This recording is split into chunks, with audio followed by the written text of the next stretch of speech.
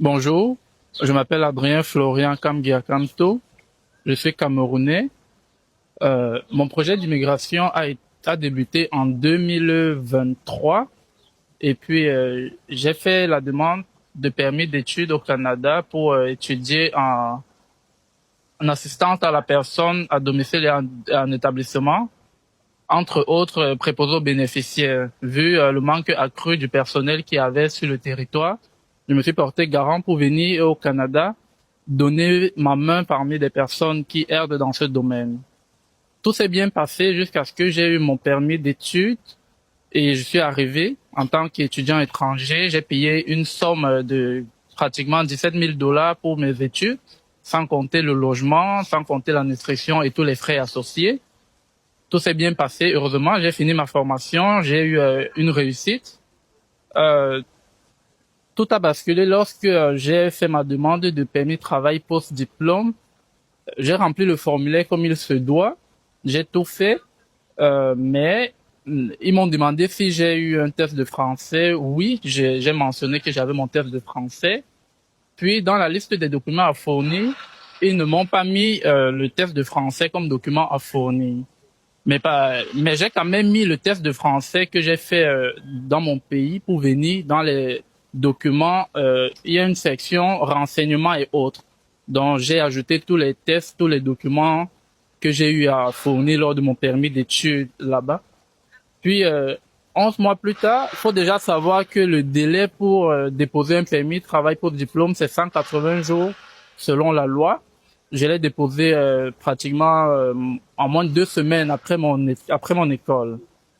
Ils m'ont répondu 11 mois après, 9 mois plus tôt après, pour me dire que que le test de français demandé n'est pas celui que j'ai fourni.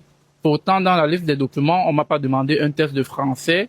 Et puis, euh, j'ai rien compris. Ils m'ont donné 90 jours pour établir mon statut.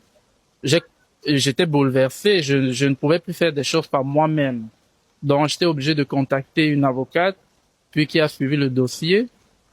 Dans les 90 jours, j'ai effectué un test de français, un TEF, que j'ai soumis à l'avocate. Et puis, elle a fait la demande, une demande de rétablissement de statut et puis la considération. Malheureusement, la demande qui suivait a été encore refusée parce que j'ai dépassé les 180 jours pour déposer mon post-diplôme. Pourtant, lors de mon refus de mon du premier post-diplôme, ils m'ont donné 90 jours pour rétablir mon statut.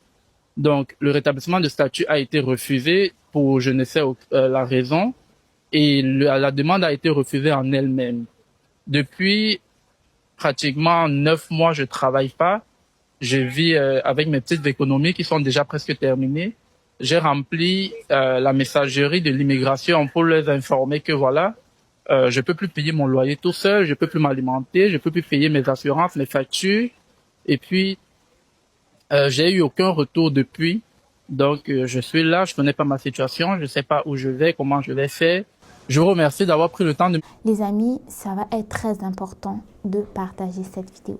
Partager cette vidéo en grand nombre parce que sur internet, ça a fait plusieurs personnes que j'ai entendues et qui avaient la même histoire, ce qui veut dire qu'il y a plusieurs personnes qui se retrouvent dans la même situation.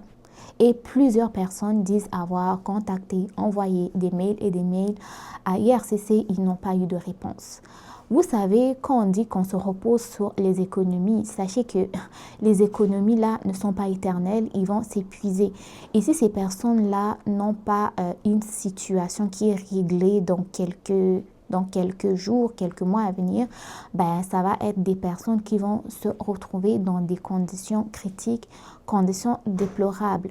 Ne vous étonnez jamais de voir s'il y a de plus en plus de personnes qui vont être à la rue, des personnes qui vont faire des demandes d'asile, des personnes qui vont être sans statut valide et autres.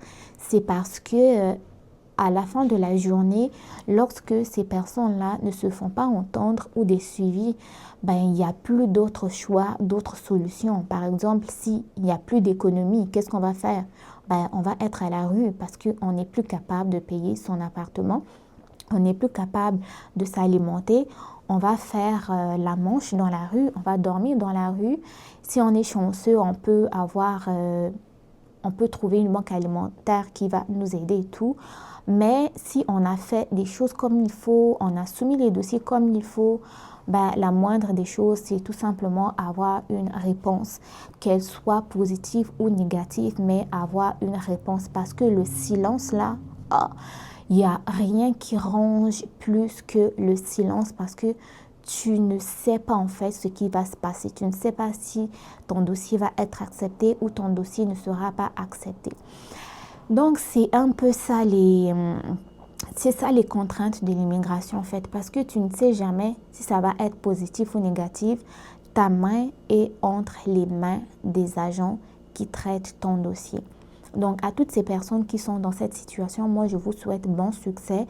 Et si vous pouvez partager massivement cette vidéo pour qu'elle arrive auprès de IRCC, ça va aider beaucoup de personnes. Donc, je compte sur vous et merci aux personnes qui partagent leur témoignage, parce que grâce à vous aussi, plusieurs personnes qui sont dans la même situation vont espérer trouver des solutions à leurs problèmes. Donc, merci d'avoir regardé la vidéo. N'oubliez pas surtout de la partager et de mettre un pouce bleu si vous l'avez aimé. Prenez soin de vous. On se dit à très bientôt. Bye bye.